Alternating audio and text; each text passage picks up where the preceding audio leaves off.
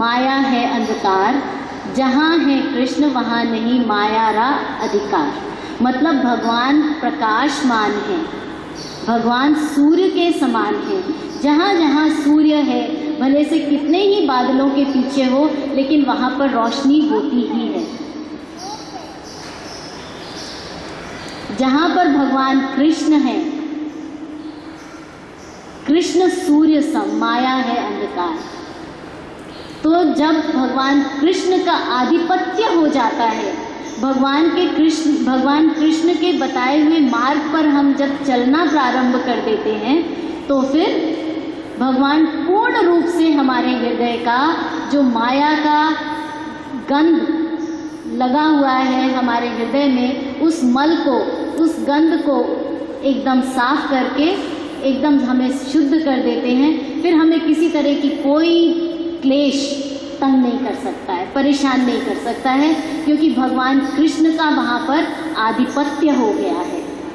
इस कारण और कोई कारण नहीं। सबसे बड़ा कारण यह है कि जहाँ रोशनी ही रोशनी है, जहाँ सूर्य के समान प्रकाश है, तो वहाँ पर माया का अधिकार हो ही नहीं सकता। अपने स्वरूप को जानने और पहचानने के लिए हम एक खास किस्म के दर्पण की ज़रूरत है, और वह दर्पण क्या है? भगवद गीता का ज्ञान, भगवान के द्वारा दिया गया ज्ञान, जो कि हम लोग ये 4 श्लोकों में पढ़ रहे हैं आजकल। तो यह जो ज्ञान है, ये सर्वोपरि ज्ञान है। इसीलिए चतुर्श्लोकी गीता कहा गया है कि पूरी गीता पढ़ ली, परंतु इन श्लोकों पर अपने जीवन को व्यतीत करना, अपने जीवन को इन श्लोकों के आधार पर जीना जब तक प्रारंभ नहीं करेंगे, तब तक पूरी भगवद गीता का कितना भी पठन पाठन कर लीजिए, उससे कोई लाभ होने वाला नहीं है। क्योंकि अज्ञान का जब अंधकार दूर हो जाएगा, नेचुरली पठन पाठन समझने से, क्योंकि इसीलिए कहा गया है कि भगवद गीता पढ़ना इज़ नॉट इनफ, उसको स्टडी करना चाहिए, आराम से पढ़ना चाहिए, तभी हमको ये समझ में आती है। और जब हम इस भगवद गीता को आराम से पढ़ेंगे, आराम से समझेंगे, तो क्या होगा कि हमें अपनी भौतिक इच्छाओं के बारे में भी पता चल जाएगा कि हमारी क्या भौतिक इच्छाएं हैं, क्योंकि हर श्लोक में कुछ ना कुछ हमें पता चलेगा। कहते हैं कि हमारी भौतिक इच्छाओं को जान भी लेते हैं और मिटा भी देते हैं, क्योंकि इतना ज्ञान है कि भौतिक इच्छाओं का पता भी चल जाता है, क्योंकि हम इंट्रोस्पेक्शन, अपने अंदर झांकना प्रारंभ कर देते हैं। जब हम अपने अंदर झांकना प्रारंभ कर देते हैं, तो हमको पता चल जाता है कि ये सारे डिज़ायर्स हैं, ये सारी हमारी इच्छाएं हैं जो हमें सता रही हैं। और जब इच्छाओं का पता चल जाता है और जब ज्ञान मिल जाता है, तो फिर ये सारे इच्छाएं भी हमारी मिटा देता है यह ज्ञान। इतना सुंदर ज्ञान है। भौतिक जगत में हम देखते हैं कि आजकल हम लोग सब खो जाना चाहते हैं।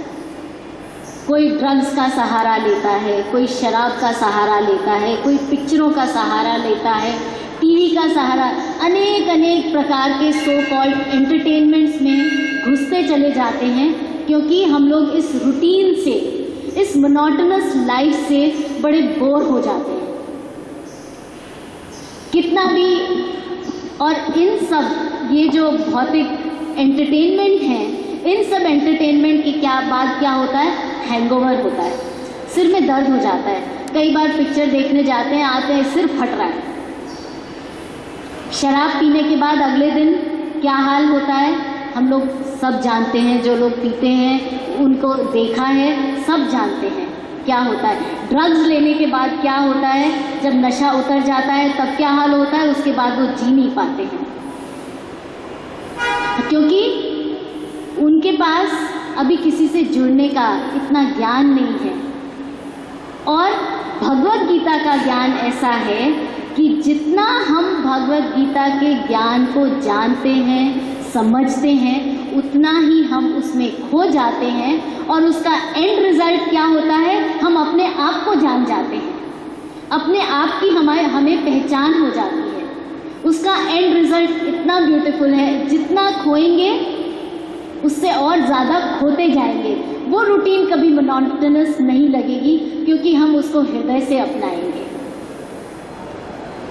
भगवद गीता में भगवान हमको बार बार यह आश्वासन देते हैं कि तुमको क्या करना है, सिर्फ मेरा भजन और कीर्तन करना है, मेरे को अपने आप को समर्पित करना है, then I will take care of you. Bhagavatam में एक श्लोक है जिसका कि वर्णन चैतन्य चरितामृत में भी है। चैतन्य चरितामृत के ये आदि लीला में 62वां श्लोक है, लेकिन भागवतम के 9वें स्कंद के 4थे अध्याय का ये 68 नंबर का श्लोक है, जो कि कथा है अम्बरीश महाराज की, उसमें आता है। अम्बरीश महाराज की कथा अभी डिटेल में नहीं करेंगे, लेकिन अम्बरीश महाराज ने एकादशी का व्रत रखा था और दुर्वासा ऋषि जब अपने नित्य कर्म से निपटने गए थे तो एकादशी परायण का समय हो गया था और उन्होंने सब साधु लोग जो वहाँ पर ऋषि मुनि उपस्थित थे उनके परामर्श से पानी ग्रहण कर लिया था। दुर्वासा मुनि उनसे बहुत नाराज़ हो गए थे। तो जब दुर्वासा मुनि नाराज़ हो गए थे तो उन्होंने अम्बरीश महाराज के ऊपर बहुत गुस्सा किया, कुछ कहने, लेकिन भगवान के इतने शुद्ध भक्त थे अम्बरीश महाराज कि भगवान ने सुदर्शन चक्र को उनकी सेवा में रखा हुआ था नित्य प्रतिदिन। अम्बरीश महाराज की सेवा में सुदर्शन चक्र महाराज भगवान का रहता था, क्योंकि अम्बरीश महाराज भले से भौतिक दृष्टि से राजा थे, लेकिन उनको उससे कोई फर्क नहीं पड़ता था क्योंकि वो बहुत सादा जीवन व्यतीत करते थे। उनको प्रजा के हित के, उनकी जो प्रजा थी वह भी सब भक्त थी, क्योंकि राजा भक्त था। राजा आजकल के जैसे दुष्ट नहीं था। आजकल राजा दुष्ट है तो प्रजा महादुष्ट है, राजा और महादुष्ट है तो प्रजा उससे भी महादुष्ट है। लेकिन क्योंकि अम्बरीश महाराज भक्त थे और बहुत प्रेम से अपनी प्रजा का पालन करते थे तो उनकी पूरी प्रजा भी भक्त थी। तो जब सुदर्शन चक्र जो है वो दुर्वासा मुनि के पीछे लग गया था। अब दुर्वासा मुनि उस सुदर्शन चक्र की अग्नि से जलने शुरू हुए और उन्होंने जो भागना शुरू हुआ कि उनको उसका कहीं तोड़ समझ में नहीं आया। वह ब्रह्मा जी के पास गए, शिव जी के पास गए, सब ने उनको मना कर दिया कि हमारे पास इसका कोई उपाय नहीं है। ये जिसका चक्र है, यहाँ जिसकी अग्नि से आप जल रहे हैं, आप उन्हीं के पास जाइए, उन्हीं के पास इसका उपाय है, उन्हीं के पास इसका तोड़ है, वही आपको बचा सकते हैं। तो जब भगवान के पास दुर्वासा मुनि गए तो भगवान ने उनसे कहा कि साधु हृदयमयम साधुनाम हृदयम तब अहम मद अन्या ते न जानन्ति नाहम तेभ्यो मनगपि। इसका अनुवाद है कि मैं साधुओं के हृदय में रहता हूँ और साधु मेरे हृदय में रहते हैं। वो लोग मेरे आगे कुछ नहीं जानते और ना ही मैं उनके आगे कुछ जानता हूँ। मैं भी किसी को नहीं पहचानता। कि साधु के हृदय में भगवान रहते हैं और भगवान के हृदय में साधु रहते हैं। साधु भगवान के अलावा किसी को नहीं, साधु को कोई समझ में आता, और भगवान को साधु के अलावा मतलब अपने भक्त के आगे और कुछ नहीं दिखता। उसके लिए भगवान कुछ भी करने के लिए तैयार है। तो अम्बरीश महाराज के लिए भगवान ने अपने सुदर्शन चक्र को सेवा में छोड़ा हुआ था।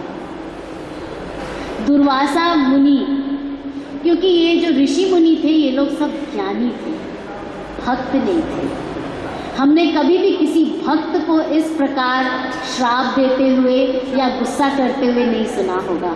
भक्त अगर गुस्सा करते हैं तो सिर्फ हमारे हित के लिए गुस्सा करते हैं, हमें मार्ग पर, अच्छे मार्ग पर चलाने के लिए गुस्सा करते हैं और किसी भी कारण से गुस्सा नहीं करते हैं। तो भगवान यहाँ पर कहते हैं कि सारे अज्ञान के अंधकार को दूर कर दूंगा। कैसे दूर कर दूंगा? अपने ज्ञान से। अज्ञान जन्य अंधकार, जो अज्ञान के द्वारा अंधकार होता है।